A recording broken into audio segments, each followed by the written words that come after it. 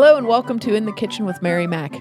Today we're going to throw in a cookie recipe. We're actually going to throw in a snowball. Ha ha ha. This is a cookie recipe from my grandmother, and my mother made these all the time, and we ate them all the time. We call them Butternut Snowballs. They are also known as snowball cookies, or Mexican wedding cakes, or Mexican wedding cookies, or Russian tea cakes, or a myriad of other names, because this particular cookie in most cultures exists. It's not always as a ball, a round ball. It's sometimes shaped like a crescent, and sometimes it's it's sort of a little round flat ball. But this cookie, like everybody makes this cookie. And one of the reasons I decided to do a podcast on this particular cookie is because I was looking up, I wanted to do a cookie podcast on something that I made all the time, and I was trying to find some history on different cookies. So I looked up the universal Christmas cookie, I think is what I kind of was searching on Google. What's the universal Christmas cookie? Because I've been trying to discover what regions, like certain regions, have certain foods that they like, breads and dinner dishes and dessert dishes and cakes and stuff like that. Every region seems to have something. And most regions also have a cookie. So I was kind of looking into that for a while. And then I thought, I wonder what would be, the Christmas cookie. What's the Christmas cookie? And I came upon an article from the Los Angeles Times by Regina Schrambling, and it talked about the universal Christmas cookie, which is the snowball cookie. But this cookie's known by so many names, she was going at it from the Mexican wedding cake. And it's really interesting to me that this particular combination of ingredients shows up it shows up all over the place. And it's really funny. My cousin and I were once doing cookies for a bridal shower, and the reason we were doing them for another cousin because she was going to have her wedding somewhere else. So we wanted to give her what is traditionally a thing that we do in Western Pennsylvania or Eastern Ohio, which is a cookie table. So our idea for the shower was, instead of doing like what you would call a traditional cookie table, we made all of the cookies that you would find on a cookie table, or I would say most of the cookies you would find on a cookie table. We made them, and then we put a couple of each cookie on a nice serving dish and put it on the table for a centerpiece, because we thought that would be a nice way to, give us a salute to our own family traditions and also do something for her that we knew she wasn't going to have at her wedding. So my cousin starts assembling all these recipes and making a list of cookies. So she says, okay, we're going to make Mexican wedding cakes, and we're going to make Russian tea cakes, and we're going to make Viennese crescents, and we're going to make Italian horns, and we're going to make Greek butter cookies. And I looked at them and I said, these are all the same cookie. She goes, what do you mean? And I said, look at them. They all have chopped nuts. They all are sort of a shortbread where they have a high butter ratio and a low sugar ratio. And I said, they're just different shapes. So we were laughing, and she goes, oh my gosh, well, what should we do? And I said, well, we could basically just make one dough and make all the different shapes, because nobody's going to say, oh, look, this is a Spanish snowball cookie or whatever. You know what I mean? It's that sort of a thing. So that's what we ended up doing. We made some as round balls, and we made some as crescents, and we made some flattened. In our experience, for the Mexican wedding cakes, you add cinnamon to the powdered sugar that goes onto the coating of the cookie. So they have that sort of cinnamony flavor that's in the coating of the cookie. So that's what we ended up doing for this wedding, but we just thought it was so funny. And the funny thing is in this recipe, pecans, walnuts, and almonds are interchangeable. So you might have, for example, in the Viennese crescent cookie, it's the same basic ingredients, except for you're going to use toasted almonds chopped real fine. And in some of the Eastern European versions of this, like for example, I believe it's Hungary and Slovenia and Slovakia, and I think also Germany uses the chopped walnuts.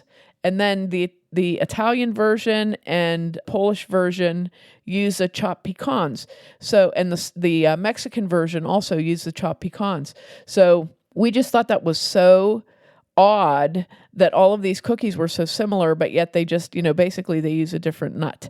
Some of them also use, instead of using vanilla, they might use almond flavoring or whatever, but they're all basically the classic Mexican wedding cake or Russian tea cake or snowball cookie that we all know and love. And the great thing about these cookies is they almost like melt in your mouth because they're very much like a shortbread. They're heavy on the butter, light on the sugar, and they have a lot of nuts. So you basically have as much volume of chopped nuts as you do flour in these cookies. So it's very, they're just so good.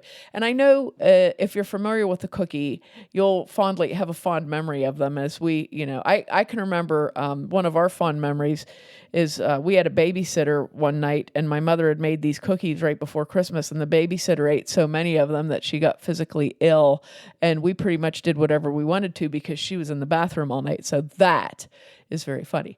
And that's one of our fond butternut snowball memories. And it's so funny in my family. You say, remember that time so-and-so ate so many cookies, But these are, like I said, these are a good cookie. They're a classic Christmas cookie.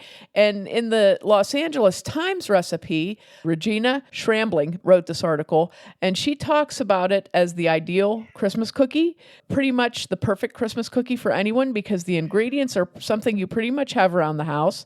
Flour, butter, sugar, powdered sugar, vanilla, and whatever chopped nuts you have on hand. So it's a pretty easy recipe to gather the ingredients for, and it's an easy shape to make. So this is a good cookie basically for your kids to help you make.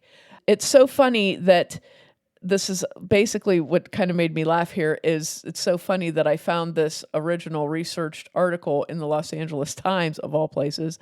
I don't know the date of it, but it was just, I thought it was kind of odd that that's where it popped up from, the Los Angeles Times. She goes on to say that she knew this as a Mexican wedding cake, but she has a lot of Mexican cookbooks, so she looked through them and found it only in one of those cookbooks. The only cookbook that contained the recipe, and it was called a Mexican wedding cookie. So that tells me it's kind of the same tradition that we have in our Italian family, that you have these certain cookies that you make for celebrations, holidays, and whatever. So you have other countries and cultures make these special cookies and have brought them all here into this big cookie melting pot of the United States. She cites some research from a cookbook author saying that the backstory of these cookies is kind of puzzling because they're known in Eastern Europe. They're also known in Central Europe.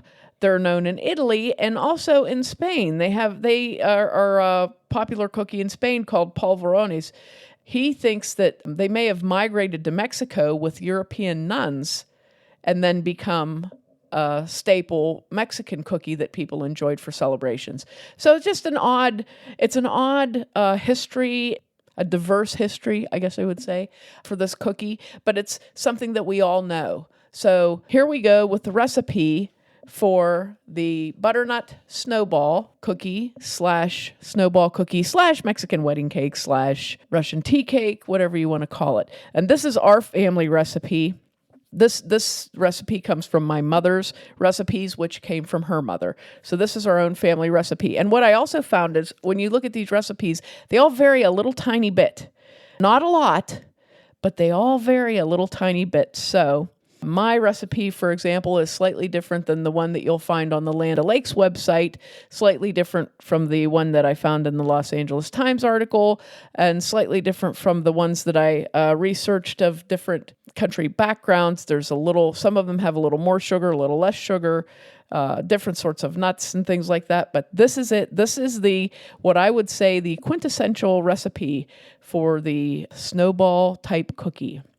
2 sticks or 1 cup of butter, and that's just butter. Don't substitute margarine for this cookie. And it's salted butter. 2 sticks of salted butter, that's 1 cup. 1/2 cup of sugar, 2 teaspoons of vanilla, 2 cups of flour, a half teaspoon of salt, and 2 cups of finely chopped pecans. So here we go for the recipe. You're going to have your butter at room temperature and cream your butter, sugar, and vanilla in a bowl, and you want to beat that until fluffy by hand. I don't like to use a mixer for this recipe because it's really easy to overdo it. Then you're going to take your flour and mix the salt with it and sift it.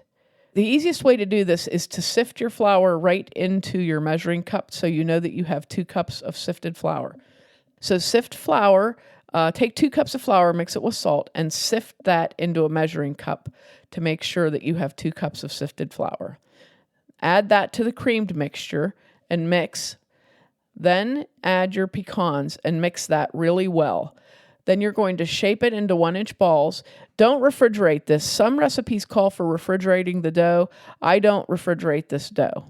So shape it into 1-inch balls, and then you're going to put it on a baking sheet lined with parchment paper is the best way to do it, okay? Put it on a baking sheet lined with parchment paper, and this will be baked in a 325-degree oven, and you're going to bake it for 18 to 20 minutes. You don't want them to brown, so keep an eye on them because you absolutely don't want them to brown, but you want them to be baked well, okay? When you take them out of the oven, let them cool for about 5 minutes on a rack, and then roll them in powdered sugar and set them back on the rack and let them finish cooling. When they're completely cold, roll them in powdered sugar again, and then they're done. And then you can eat them, but please do not eat too many, as I've already told you what happened to our babysitter. And these are melt in your mouth delicious. They're such a good little cookie that I'm sure you will really, really enjoy these if you've never made them before. If you have made them before, you might want to try this recipe instead of your recipe. So, but these are, like I said, the quintessential Christmas cookie, wedding cookie, celebration cookie. Easy to make with your kids, and very, very delicious. Be sure to check us out online on Facebook and Instagram at Mary Mac Bakehouse, on Twitter at Mary Mac Podcast and Mobile Mary Mac, and on our website at marymacpodcast.com. Thanks a lot for listening if you did, and if you didn't, too bad for you.